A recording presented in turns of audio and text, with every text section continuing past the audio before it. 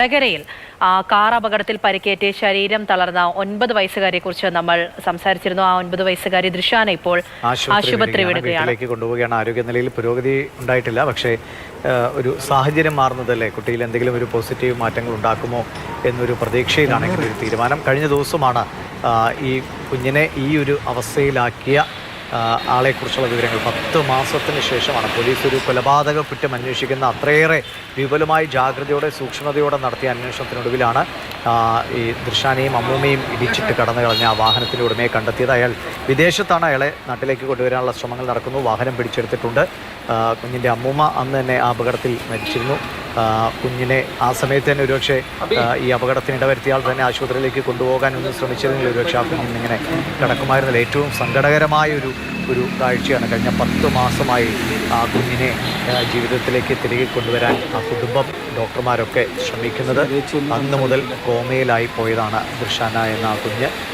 ഏറ്റവും സങ്കടകരമായ വേദനിപ്പിക്കുന്ന അവസ്ഥ.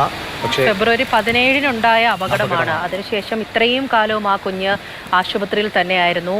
കഴിഞ്ഞ ദിവസം പോലീസ് ഉദ്യോഗസ്ഥർ പറയുന്നുണ്ടായിരുന്നു 19,000-ഓളം വാഹനങ്ങളാണ് പരിശോധിച്ചത്. ഈ അപകടം നടന്നതിന് 40 കിലോമീറ്ററോളം പരിധിയിലെ CCTV ദൃശ്യങ്ങളൊക്കെ പരിശോധിച്ചു. അതിനുശേഷം ഇത്രയും കാലത്തിന് ശേഷമാണ് അതെ ഈ സ്പെയർ പാർട്സ് വാങ്ങുന്ന കടകൾ അങ്ങനെയൊക്കെ വിപുലമായി പരിശോധന നടത്തി പോലീസിനെ തീർച്ചയായും സമ്മതിക്കേണ്ടായിരുന്നു. നമ്മൾ ആദ്യഘട്ടത്തിൽ ഒരു 10 മാസമൊക്കെ എടുത്തല്ലോ എന്ന് പറഞ്ഞാൽ, പക്ഷെ അത്രയേറെ ഇതിനെ മറച്ചു വയ്ക്കാൻ അയാൾ ശ്രമിച്ചിരുന്നു. പക്ഷെ അതിൻ്റെ ഓരോ തുമ്പും കൃത്യമായി പരിശോധിച്ച് പോലീസ് ആളിലേക്ക് എത്തിയെന്നാണ്. അയാളെ വേഗത്തിൽ തന്നെ നാട്ടിലേക്ക് കൊണ്ടുവരും.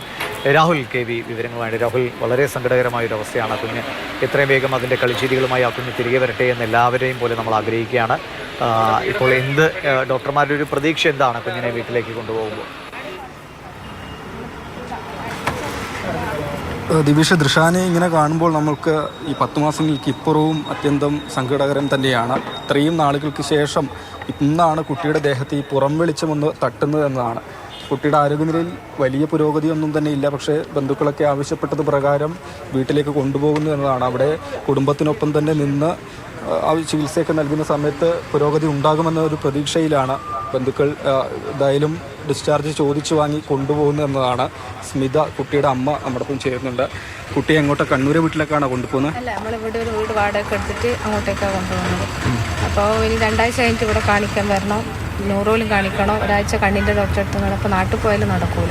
നാട്ടിൽ ഞാൻ വീട്ടിൻ്റെ പണി പൂർത്തീകരിച്ചിട്ടില്ല. അത് അല്ല, അതുകൊണ്ട് നമ്മളിവിടെ മോളെ ഇതിന് വേണ്ടിയിട്ട് നമ്മൾ വീടിപ്പം വാടക എടുത്തിട്ട്